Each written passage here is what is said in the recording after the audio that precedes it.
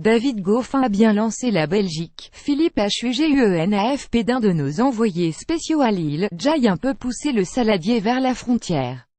David Goffin est tellement au-dessus de l'espèce en ce moment qu'il se permet même de faire des blagues. On le craignait, on le supputait, on le devinait, le Belge est parti pour mettre des roustes tout le week-end. Le gars battait Nadal et Federer la semaine passée, ce n'était pas pour terminer en position fétale contre Lucas Pouille. C'est dans la continuité du Master, où Jai fait de très bons matchs, nous a expliqué l'heureux homme. Jai tout de suite bien senti la surface en arrivant ici, les sensations étaient bonnes, Jai compris que j'allais pouvoir m'exprimer comme je le voulais. Ça ne m'arrive pas souvent dans un match en 3-7 de ne pas sauver de balle de Bréac. Je ne l'ai jamais vu à ce niveau-là, ah oui, parce qu'on n'avait pas précisé. Pouille, qui avait battu Pote 3 fois sur 3 jusque-là, n'a même pas fait frissonner le stade Pierre-Mauroy une seule fois sur le service adverse. Il arrivait par hasard jusqu'à 30 partout. Goffin sortait la sulfateuse en première avec une régularité éblouissante compte tenu de sa stature de joueur de Mulky. Je le connais bien, je m'entraîne souvent avec lui, et je l'ai jamais vu aussi fort, abonde sa victime du jour. Sur chaque opportunité, si on peut appeler ça comme ça, il sort des premières à 200 extérieurs. Il n'a rien raté. ESTCE que c'est la confiance acquise ces dernières semaines, il a failli gagner le Master avec ce niveau-là, je pense qu'il joue le tennis de sa vie. Sur les 2 derniers sets, contre un gars qui vaut quand même top 20 mondial, Goffin nous a même rappelé le Federer d'il y a 3 ans, celui du dimanche, proprement intouchable. Jean-Paul Lotte, notre consultant préféré, en est encore tout ébahi.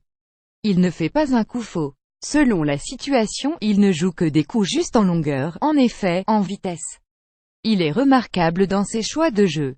Dans la manière dont il appréhende le jeu, il n'est pas obstrué par une quelconque difficulté.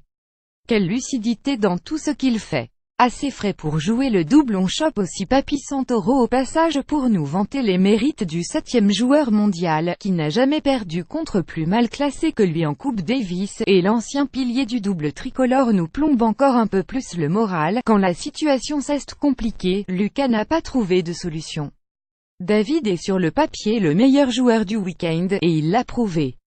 Jai envie de dire que la mauvaise nouvelle elle est double. D'abord on a perdu, et ensuite ça a duré à peine 2 heures, ce qui va permettre à David de jouer le double s'il a envie.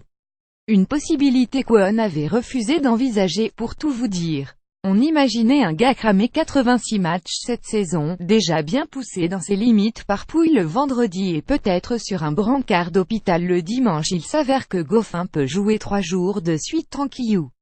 Le Belge confirme. Le double tout est possible, ce qui est super c'est que je n'aille pas user trop d'énergie, ça laisse une opportunité en plus demain. Cela aurait été compliqué de changer les plans si j'avais joué 4 heures, là pourquoi pas. Bon, soyons honnêtes jusqu'au bout. Goffin est un des rares cadors du circuit à détester ça profondément.